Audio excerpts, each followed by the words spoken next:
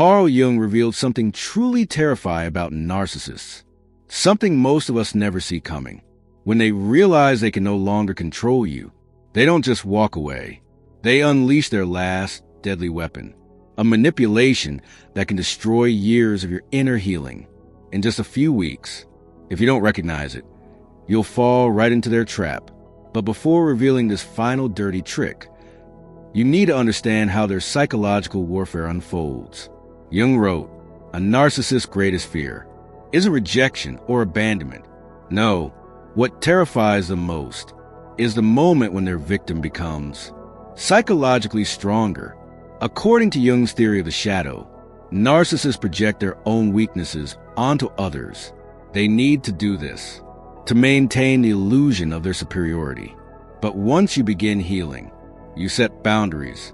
You refuse to play by their rules. Panic sets in their mind. Jung called this the power inversion crisis. And what happens next will shock you. See, narcissists aren't looking for love. They don't want a partner. They need a resource. They feed on your energy, your attention, your insecurity. Jung wrote that such people live inside a giant psychological balloon of a bloated ego where they must constantly prove themselves. I'm more important. I'm better. As long as you were dependent, craving their approval, you fit perfectly into their system. You gave affirmation, provided emotional supply. You mirrored them, made them feel godlike. But the moment you stop needing them, you become a threat. And that's when they unleash their final weapon. Jung named it psychological projection warfare. First, they zero in on your newfound strength. Everything they once mocked as a weakness now becomes a target of their attack. They say things like, "You've changed, and not for the better. You become selfish. You used to be so caring. You're too confident. Do you think you're better than everyone now?" They attack the parts of you that are now your foundation. If you've learned to say no, they'll call you cold. If you found your voice, they'll label you aggressive. If you're believing in yourself, they'll brand you as arrogant. Their goal is simple: make you doubt yourself again. They want you to give up your strength, to become manageable once more. If that doesn't work, they move to the next stage. Jung called this nostalgic manipulation. They start longing for the you they had before. You used to laugh at my jokes so much. You were so light and happy before all those self-help books. I miss the old you. We were so close. They don't miss you. They miss the version of you that was controllable. If you don't catch this trick, you'll start missing that version too. And you might go back. But if even that fails, they reach for the most dangerous phase, manufactured vulnerability. Jung called this final act stage vulnerability. Suddenly, they look broken, hurt, depressed, right when you are at the height of your strength. They claim illness, job loss, family disaster, emotional breakdown. And this isn't random. It's a tactic. Jung noted, they're masters at finding what triggers your guilt. They know exactly how to push your rescuer button, so you abandon yourself to save them. Here's what's really frightening. Jung showed that sometimes narcissists create these crises themselves. They engineer chaos, sabotage careers, destroy health, so you will step in and rescue, telling themselves they still have power over you. But that's not enough. They don't just ask for help. They demand your sacrifice, your freedom, your boundaries, your life. I know you didn't want to lend money again, but this time is different. You still love me, right? You'll come through for me. You won't abandon me, will you? Jung warned, just this once is not a request. It's a test. What matters more, you or them? If you yield, everything you built crumbles away. And the scariest thing, their suffering might be real. But Jung emphasized, yes, they're hurting, but they have other options, other allies. They choose you because you're most likely to give yourself away. So what do? Jung introduced the concept of differentiated compassion. You can feel empathy, but you are not responsible to fix them. You can care without sacrificing your life. Jung famously said, "The privilege of a lifetime is to become who you truly are."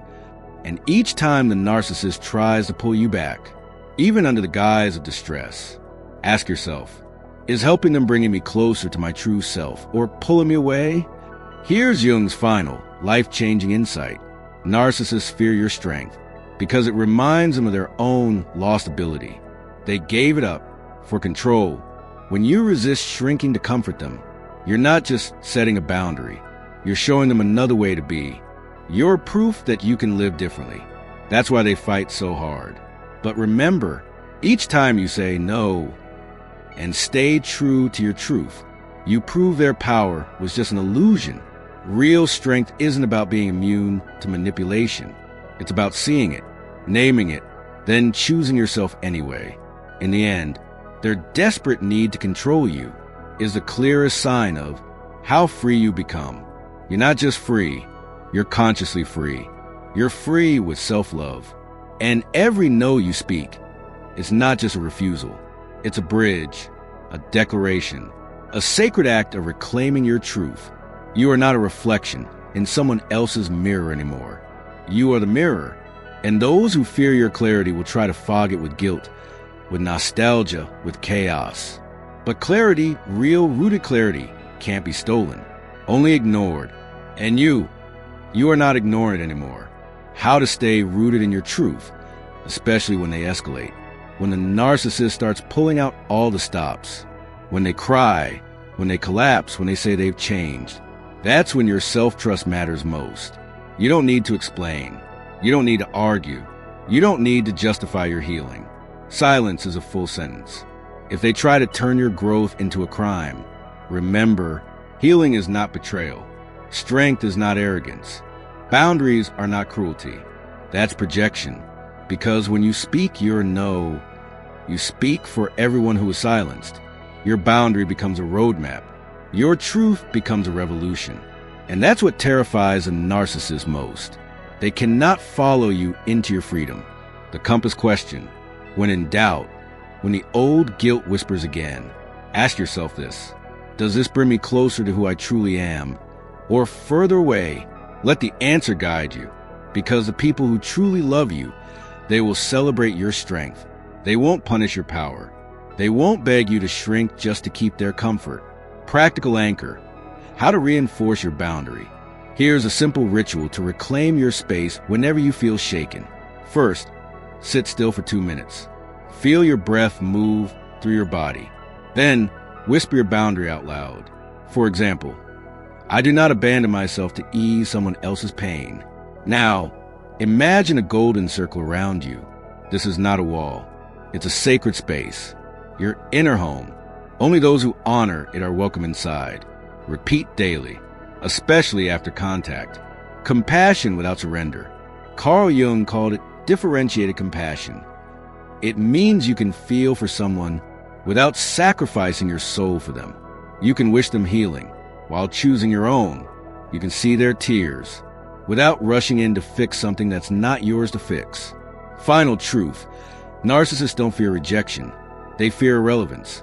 And when you no longer mirror their need, when you no longer feed their narrative, you become the scariest thing in their world. An independent soul, a healed mirror, a light they can't dim. So they'll push harder. They'll provoke, cry, rage, remember the good times. But now you remember the truth. The good times weren't real if they cost you your peace. And this is where your real life begins. Not a life of survival, but of presence, of wholeness, of relationships built on respect, not manipulation, on reciprocity, not sacrifice. This isn't just about leaving a narcissist. It's about returning to yourself. And from this point forward, your journey is sacred. Every boundary you set, every moment you choose peace over chaos, every breath you take in your own rhythm is a victory. If no one told you lately, you're doing something incredibly brave. You are breaking generational patterns. You are changing your story, not by being louder, but by being clearer, not by fighting back, but by not participating in the war at all. And if they ever try to drag you back, just smile quietly, deeply, and remember, this power isn't new. It was always mine. I just finally chose to live in it.